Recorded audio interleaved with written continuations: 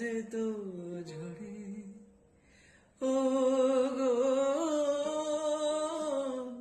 আমি আর টাকার সংখ্যাটা এখানে বলছি না, তোমরা একটু আইডিয়া করো তো কত জমেছিল।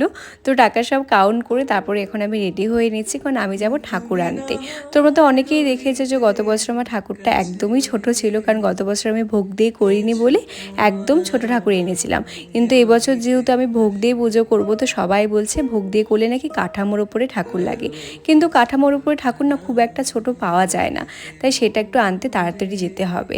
তো রেডি হওয়ার সময় ভাবছিলাম কী জুয়েলারি পরবো, হঠাৎ করেই মনে পড়লো যে একটা প্রমোশনের বক্স অনেক দিন আগে এসেছে, মানে আমি একটা জুয়েলারি পারচেস করেছিলাম, তার সাথেও অনেকগুলো জুয়েলারি পাঠিয়েছিল। তো সেখান থেকেই দেখছিলাম কোনটা পরা যায়। এখানে একটা খুব সুন্দর কানেরও ছিল, তার সাথে এই নাকেরটাও ছিল। এই নাকেরটা কালকে আমি পরবো।